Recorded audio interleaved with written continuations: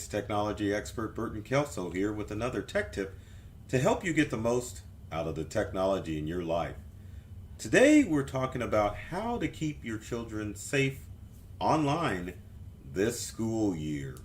Now, school has already started and we're already in the swing of the new school year. But it doesn't matter if your kids are going to school in person or online. There are several things that you need to do to make sure that your children are going to stay safe online. As parents, and I'm one of them, we sometimes get too focused on the regular things to help prepare our kids for school, such as buying school supplies, making sure the whole family is coordinated with schedules as far as drop-offs for school, pickups for school, and of course what to do about those school activities or after school or even before school activities. But many of us don't think about what we should do to make sure that our kids are safe online. There are many threats that kids face nowadays as far as online threats, and it's important that you make sure that your kids have the proper tools in place in order to keep themselves safe. The unfortunate thing about technology and for a lot of parents is that they don't know where to begin as far as making sure that their kids are going to be able to use technology as a tool as opposed to making technology become a nightmare in your household. So without further ado, here are several things that you need to make your kids aware of in order to make sure that they're going to stay safe this school year. So the first thing is to educate your kids about the dangers of phishing. Phishing schemes are one of the most prevalent ways that people fall victim to cybercrime. Now, I always use the statistic of 99% of cybercrime requires user interaction. So most of the cyber threats that you see out there are initiated because someone initiated the initial contact with the scammer or the criminal. For example, if with the phishing scheme, you may fall victim to clicking on a link or giving out personal information when you click on that link, or responding to a voicemail or an email, and then next thing you know, all of your information is in the hands of a criminal. But what you need to make happen is to make sure that you stay away from phishing schemes, and this can include your kids as well. And one of the things that scammers use as bait is online money from games or other websites that entice your child that they will get free stuff if they give out personal information in order to receive the free items. And as you know, with phishing scams that us adults deal with, if it sounds too good to be true, then that probably means that it is too good to be true. Also, one of the dangers about phishing schemes as far as adults are concerned, or actually kids and adults too, but right now we're talking about kids, is the fact that your information can definitely fall into the hands of cyber criminals, which puts your kids at risk, puts your information at risk if a scammer uses that information to steal your identity as a parent, or to take your kid's identity and to create another identity using identity theft. I think I used identity too many times, but you don't want your kid to have bad credit even before they're able to use credit. So make sure that you're talking to your kids about all the various phishing schemes out there and to make sure that they don't fall victim. So in other words, for your kids, to make it nice and simple for you, if an email isn't coming from a schoolmate or friend or even a loved one, you definitely don't want to respond to it. And the same with adults should apply to kids. If you weren't expecting an email, you probably shouldn't fall for it. And it can't just go on the terms of email. You definitely have to look at phishing schemes that occur with text messages and with voice messages. Just tell your kids, if they weren't really expecting it, don't fall for or give out personal information. And probably another way to educate your kids with phishing schemes is to make sure they're not sharing that phone number with too many people, because criminals get access to that information and they can definitely target you and target your kids to get information that they shouldn't have their hands on. So my next tip is to make sure that you help your kids watch for cyber bullying. Cyberbullying is horrible, and it's definitely become more prevalent during the the COVID-19 crisis. Just stumbling over my words here. But anyway, cyberbullying's horrible. It's even worse if your kid turns out to be a cyberbully. So as parents, to kind of make sure that none of this bad stuff happens, you need to make sure that you get your hands on your kids' devices on a regular basis to make sure that they are going places that they're supposed to be going on the internet. Now, this means that you're checking their chat logs in the video games that they play. Make sure that you're checking text messages and even voicemail. And I hate to be that parent who's like checking all of your devices, but chances are that they're on your internet bill, so you are within your rights to check your kids and see what they're doing to make sure that they're being honest and being truthful as far as what's going on. And emotionally, as far as cyberbullying is concerned, you want to make sure that your kids are in an emotional good state. So if you're able to monitor what they are doing, if they run into a bully, then you can definitely give them the tools before it's too late, as far as making sure they are mentally affected by cyberbullying. Now, as a parent, if you see cyberbullying activity, make sure that you capture screenshots of the bullying activity and also record video if you can, and report that to your school or the local authorities if the bullying becomes an issue. Now, me as a parent, I am going to say you probably can eliminate all that by getting rid of tech devices. And I will say truthfully, as a parent, most tech probably shouldn't be handed out to kids until they hit high school. I mean, that stuff is really bad. So moving on with the next tip, and I'll let you decide what you decide to do as a parent as far as your kids are concerned. So the next tip I would recommend is to limit online gaming as much as you can. Now, online gaming is kind of the black hole when it comes to kids and technology. And online gaming is designed for one purpose, and that's to keep your kids engaged in their devices for 24 hours a day, 7 days a week. Because online gaming communities make money with not just kids playing, but getting them to engage in the online games and to buy upgrades in the form of electronic currency in order for them to get more rewards from the game itself. And the challenge with online gaming, with most games, there is never an end with the games.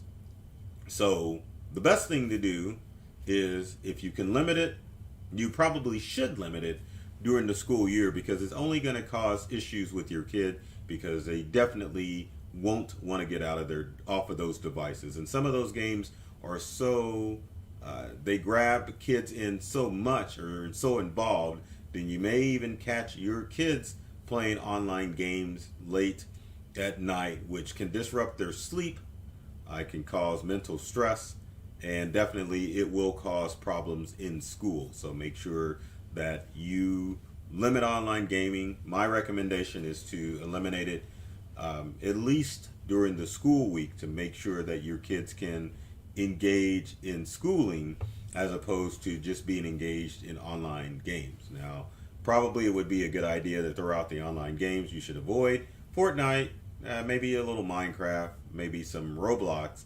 But those are some of the online games that kids may play. Some of the older, there's a ton of them out there, but these are the ones that kids usually gravitate to and can cause major problems as far as disrupting sleep and disrupting their schoolwork.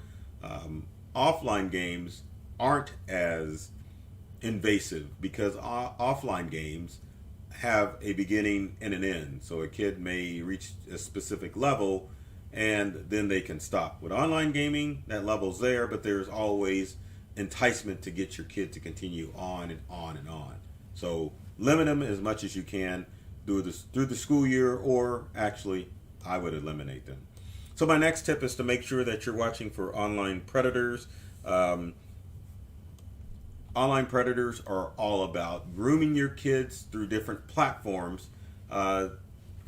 When we go back to games and just what goes on to a lot of social media and search sites, the average age is going to be about 35 years old. I know there's a lot of people who think that they're kid-centric, but there are adults that play some of these online games and engage in the chat rooms, and also with a lot of your social media sites. Some of them do cater to a younger demographic, but at the same time, online predators know where your kids hang out, so you definitely want to make sure that you are aware of what your kids are doing online, and make sure that whoever they're interacting with on the internet is a classmate of their age, and you definitely need to verify the identity of the people that your kids interact with online, because predators online are after different things. There may be predators who want to sexually abuse your kids, maybe online predators too who may be looking for new victims to sell drugs to. So make sure that as a parent you're aware of the online predators out there, because they are out there, and make sure that you're doing everything in your power, which is monitoring their devices, to make sure that you don't have a predator that is grooming your kid.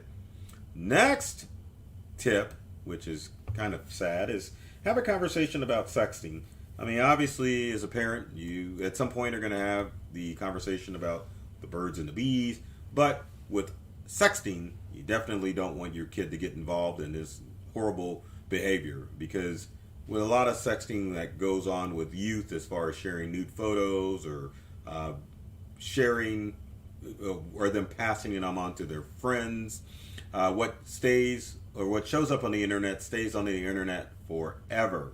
So make sure that you tell your kids that obviously they don't want or need to be sexting other classmates or people that they meet on the internet, because it can definitely cause issues down the road. I can't tell you how many times that we've had parents call in tears because little Susie, ex-boyfriend or whoever, posted nude photos or shared nude photos online with all the classmates, and they want us to be able to hack in to whatever social media these photos showed up on and to get those pictures off. I hate to tell you this, it's never going to happen, and you definitely need to make sure that your kids aren't sharing inappropriate behavior. Now, my next tip, I'm just going to throw this one out here rather than showing a pretty slide, but kids need to make sure that their laptops are never unattended.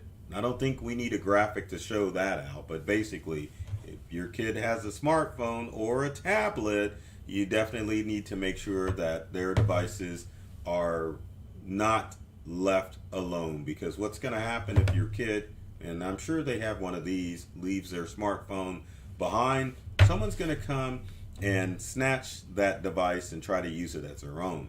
Now, the good thing about leaving devices unattended is that you can enable, especially through Family Share with Android and Apple devices, the Find My Device feature, which means if you turn it on, your kid loses their device, and as long as it has power, you can quickly utilize that feature to find that device. So parents, enable Find My Devices on any piece of technology that your kids carry around, so that way if they get careless and they lose it, you can quickly find that device. Now, you can leave it off and pay for a new device, but I know as parents you definitely don't want to do that. So please tell your kids to be responsible and to make sure that you turn on Find My Device for Android, Apple, and even Microsoft devices have, and obviously Apple. So every device has Find My Device. Turn it on, but more importantly, make sure your kids are a little bit more responsible when it comes to their devices. Another tip your kids want to follow is to make sure that those school-issued laptops and tablets are using strong filtering software. got a major surprise the other day when my children brought home the school issued device. The devices have access to YouTube. So all of your popular online gaming sites are blocked, but oh my gosh, if you're a parent and you've been on YouTube, you know what areas and what inappropriate things they can definitely run with on YouTube. So it's not blocked. And the school's excuse is as well, we upload stuff to YouTube. Well, that's fine and dandy. But as a parent, at least I know that I need to make sure that my kids need to do their work and get off their laptops immediately. Because if your child is drawn to their school issued laptop, unfortunately, in most circumstances, it means that your child is probably going somewhere they shouldn't be on YouTube. So make sure that you know what filtering is done with your school issued device, so that as a parent you can make sure that you're setting limits by making sure that they can't go where they shouldn't go. Now keep in mind, you can't modify the school device because it's the school's device, but you can definitely make sure that your children have lesser access to devices that don't have filters that are blocking your child from inappropriate or gaming sites. Now, in all fairness, your school is not trying to sabotage your kid. The challenge is that a lot of these sites pop up daily. So there may be some new site that pops up that your child finds out about, and the school hasn't put blocks in place from them accessing the website or the video channel. So get on your kid's device, find out where they can and can't go, and as a parent, make sure that you are monitoring that device, because the best parental control protection on the internet is a parent who is constantly monitoring their child's devices to make sure that they're doing what they're supposed to do on the web. So with that said, I look forward to your comments and questions about ways to help keep your child safe online, because there's a lot of different ways that you can do that, and I hope I've given you some helpful tips as far as what you can do to keep your kids safe. Now, I know a lot of parents will ask, what type of filtering software should I be using for my child? Well, the challenge is that with filtering software, it may keep them off of specific websites, but there are specific apps that your filtering software or parental control software is not able to handle. Now, on each device, like say your Apple and Android devices, you can definitely turn on parental controls that will block your child's ability to download apps or to visit specific websites. But like we were talking about before, those school issued devices, you really can't make changes to those. So it's a good idea to check them every now and then. And then your child is going to be constantly trying to bypass whatever parental controls that you put on their devices. So there's no all-inclusive software that is going to work as far as parental controls. So that's why it's always a good idea to make sure that you're checking your child's devices at least once a week to make sure that they're being honest. Also, when it comes to passwords and other things, logins for specific websites, I can't believe I said other things, but logins to websites and social media, make sure that you have all of that information so that your kid cannot sneak around. And kids are crafty. Sometimes they'll create a bogus social media account. So you may not find that by searching for it on the web, but if you definitely get a hold of their device, you can make sure that they're not creating any tricky stuff. And finally, parents, if you're struggling with your kid and they're not doing what they're supposed to, just take the darn device away, and I'm sure that will allow you a good night's sleep. And your kids, finally, after they come down from their emotional meltdown for you taking their device away, and it'll just make life easier. So as I was about to say, if you have comments or questions, leave them in the comment section below to make sure that I see them and then I can respond to your comments or questions.